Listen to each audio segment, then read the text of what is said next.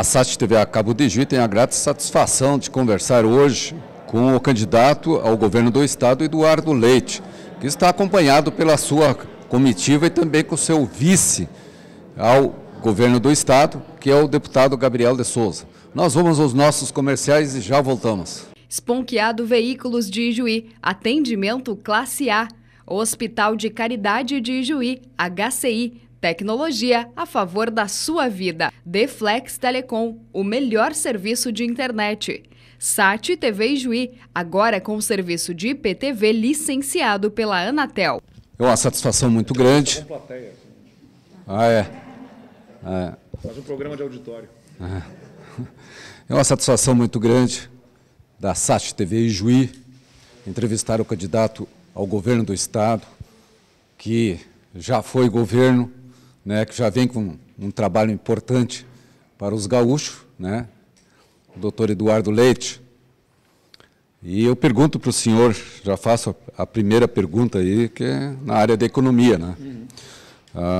Caso o senhor seja eleito, né, quais seriam as alternativas para o senhor continuar o crescimento da economia que vem já do seu governo, entendeu?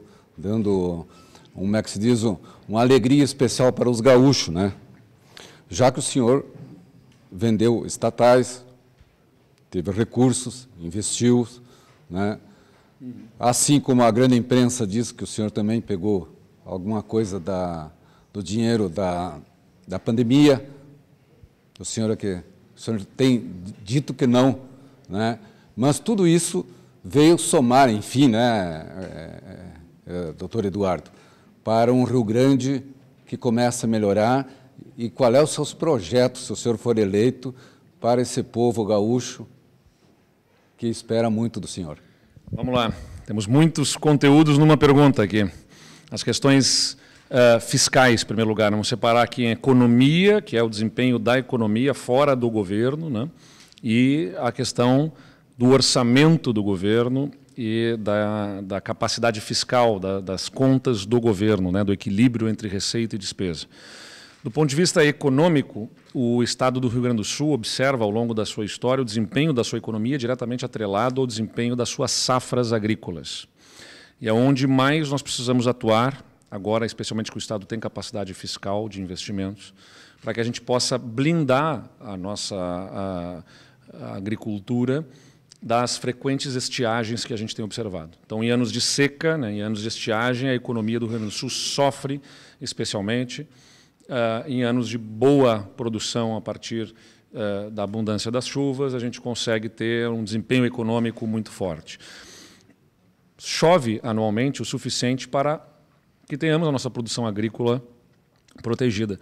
A questão é a capacidade de reservação desta água, que não chove com a regularidade e nos momentos em que, eventualmente, a nossa produção precisa.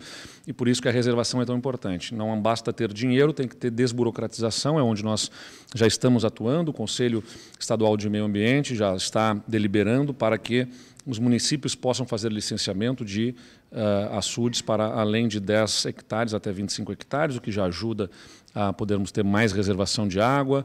O Estado tem agora recursos e aporta para fazer financiamento de programas de açude e também de pivôs de irrigação nas lavouras. Então, eu aposto que agora pela frente a gente vai ter capacidade de poder proteger ainda mais as nossas lavouras de forma a termos, no médio e longo prazo, safras mais robustas, mesmo que o clima não colabore. Do lado das contas do Estado, que é um outro tema, né, o Rio Grande do Sul, nos últimos 50 anos, ele teve apenas 8 anos em que ele fechou as contas no azul. Nos últimos 50 anos, 42 anos, portanto, as contas fecharam no vermelho, ou seja, despesas maiores do que a arrecadação do Estado. E o Estado foi achando artifícios contábeis para conseguir empurrar o problema para frente. Saques dos depósitos judiciais, saques ao caixa único, recursos oriundos de privatizações que foram usados no custeio da máquina, vários artifícios, mas também precarização dos serviços e aumento de impostos acabaram financiando esse déficit ao longo da história.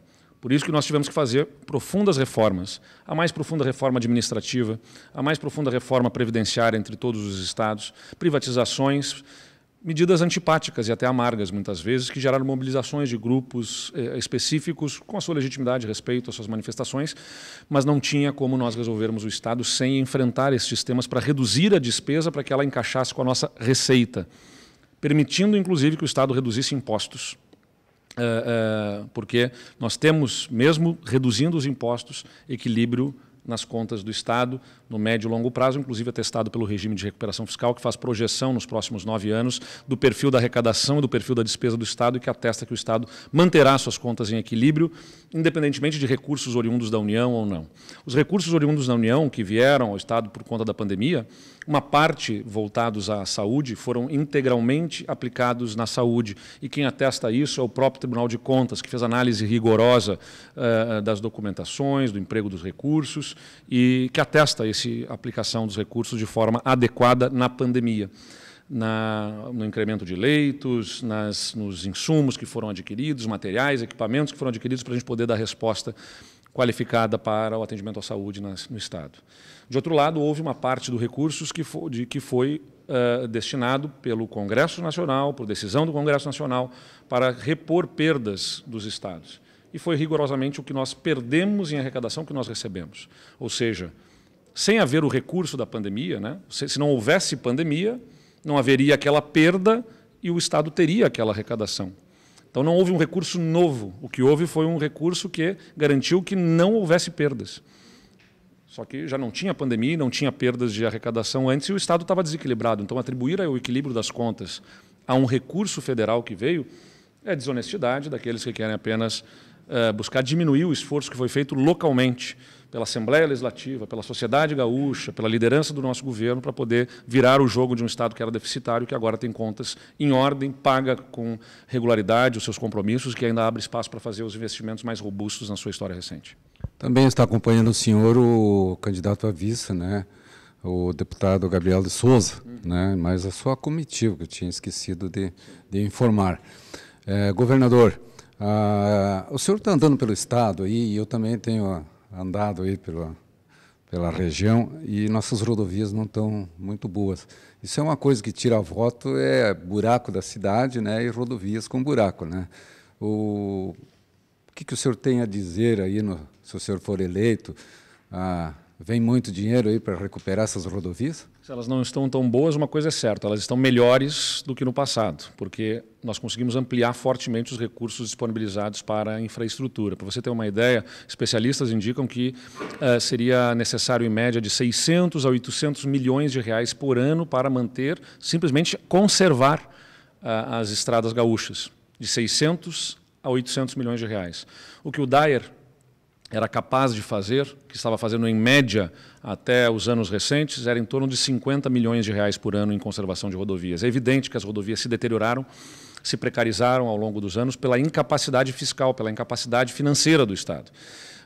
Aliado a isso, o Estado perdeu o direito de acessar financiamentos que eram acessados para viabilizar investimentos em infraestrutura por conta do seu endividamento. Como a dívida do Estado excede os 200% da receita corrente líquida, o Estado não pode mais acessar financiamentos desde 2017, pelo menos, ou 2016, é que o Estado já não pode mais acessar novos financiamentos. E, por isso, agora que o Estado recupera a sua capacidade de financiamentos, aliás, não de tomar financiamentos, mas capacidade financeira própria de fazer investimentos, a gente já tem liderado aí investimentos na ordem de 1,5 bilhão, vai chegando a 2 bilhões de reais o investimento neste ano do Estado, como acontece, por exemplo, eu no meu roteiro, passando aqui pela região, fui antes a Três Passos, visitando uma obra robusta que acontece lá, pela RS 305, que liga Três Passos a Cristiumal e Cristiumal a Horizontina, um investimento de 60 milhões de reais, com uma obra extremamente complexa, que está acontecendo nesse momento.